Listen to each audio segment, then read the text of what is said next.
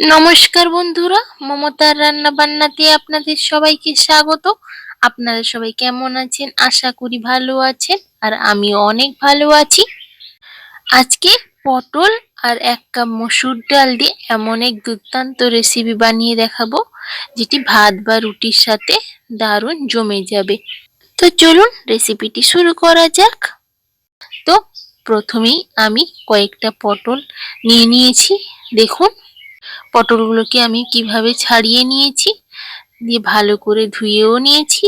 এবার একটা ছুরির সাহায্যে পটলগুলোকে দু সাইডে আমি একটু চিড়ে দেব। এমনভাবে চিরবেন যাতে দুটো ফাঁক না হয়ে যায়। তো আমি এইভাবে চিড়ে দিচ্ছি, কারণ যাতে মশলাটি ভালোভাবে ঢুকতে পারে। তো এইভাবে সবগুলোকে করে নিতে হবে, দেখতেই পাচ্ছেন। তো এখানে আমি সবগুলোকে করে নিয়েছি। এবার এটাকে সাইডে রেখে দেব। এবার একটা বাটিতে আমি 1 কাপ পরিমাণ মসুর ডাল আমি নিয়ে নিয়েছি। এবার এটাকে আমি ভালোভাবে জল দিয়ে ধুয়ে পরিষ্কার করে নেব। তো তোমরা যারা যারা আমার চ্যানেলে নতুন আছো, তারা অবশ্যই চ্যানেলটিকে সাবস্ক্রাইব করে নেবে। তো এটা হয়ে গেছে। এবার এটা সাইডে রেখে দিয়ে আমি এদিকে গ্যাসে একটি কড়াই বসিয়ে দিয়েছি। তাতে অল্প পরিমাণ সাদা তেল দিয়েছি, তোমরা চাইলে সর্ষের তেলও ইউজ করতে পারো। এরপর এতে আমি অল্প পরিমাণ হলুদ আর অল্প পরিমাণ স্বাদ মতো লবণ দিয়েছি। এবার কেটে রাখা পটলগুলোকে আমি এতে দিয়ে হালকাভাবে নাড়াচাড়া করে নিচ্ছি। পটলটাকে আমি 80% মতো ভেজে নেব মিডিয়াম টু লো ফ্লেমে।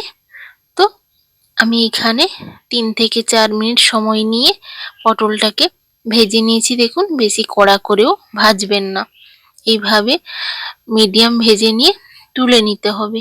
তো এখানে আমি তুলে নিচ্ছি। এবার ওই কড়াইয়ে আমি আবারও একটু পরিমাণ সাদা তেল দিয়ে দিলাম। এবার ওই তেলটা হালকা গরম হয়ে এলে ওতে আমি হাফ চামচ পরিমাণ কালো জিরে দিয়ে দিচ্ছি, আর দিয়ে দিচ্ছি কয়েকটা চেরা কাঁচা লঙ্কা। কাঁচা লঙ্কা দিলে যে কোনো তরকারিতে সত্যি দুর্দান্ত স্বাদের হয় টেস্টটা। আর দিয়ে দিচ্ছি 4 থেকে 5 কোয়া রসুনকে আমি এইভাবে কুচি কুচি করে কেটে নিয়েছি।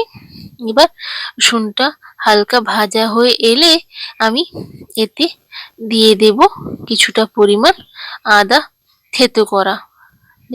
1 টুকরো আদাকে একটুভাবে থেতো করে নেবেন। তো আদা থেতোটাও আমি দিয়ে দিচ্ছি। এবার দুটোকে হালকাভাবে ভালো করে একটু ভেজে নিয়ে ওতে আমি দিয়ে দিচ্ছি টমেটো কুচি। একটা টমেটোকে আমি এইভাবে কুচি কুচি করে কেটে নিয়েছি। এবার ওটাও দিয়ে দিলাম। এবার ততক্ষণ অবধি নাড়াচাড়া করবেন যতক্ষণ না মশলাটি ভালোভাবে একটু কষিয়ে আসছে আর একটু নরম না হয়ে যাচ্ছে। তো আমার এইদিকে নরম হয়ে গেছে, দেখুন মশলাটি, টমেটোগুলো কিন্তু গলে গেছে। এবার এতে আমি আগে থেকেই যে মসুর ডালটি ধুয়ে রেখেছিলাম ওটাকে আমি দিয়ে দিলাম। এবার মশলাটিকে ভালো করে মসুর ডালের সাথে মিশিয়ে নিই। মসুর ডালটিকে আমি 1 থেকে 2 মিনিট মিডিয়াম ফ্লেমে একটু ভেজে নেব। তো দিলে ডালের যে কাঁচা গন্ধটা থাকে ওটা চলে যায়। তো ভেজে নিয়েছি। এবার এতে আমি 1 বাটির বেশি পরিমাণ একটু জল দিয়ে দিচ্ছি। আপনারা যতটা গ্রেভি রাখতে চাইবেন ওই রকম পরিমাণে দেবেন, বা তার থেকে একটু বেশি, যেহেতু ডাল একটু জল টানবে তাই জন্য। আর এতে দিয়ে দিলাম পরিমাণ মতো হলুদ গুঁড়ো, স্বাদ মতো লবণ, আর হাফ চামচ পরিমাণ চিনি। চিনি দিলে কিন্তু টেস্টটা আরও দ্বিগুণ বেড়ে যায়। এবার ডালটাকে সেদ্ধ হওয়ার জন্য আমি ঢাকা দিয়ে রেখে দিলাম 5 থেকে 7 মিনিট লো টু মিডিয়াম ফ্লেমে। 5 থেকে 7 মিনিটের পর দেখা হচ্ছে। তো চলুন দেখে নিই কতটা পরিমাণ হয়েছে। তো তোমরা যারা যারা এখনো আমার চ্যানেলটিকে সাবস্ক্রাইব করোনি, তারা অবশ্যই কিন্তু চ্যানেলটিকে সাবস্ক্রাইব করে নেবে এইরকম নতুন নতুন রেসিপি পাওয়ার জন্য। তো ডালটা আমার 90% হয়ে গেছে।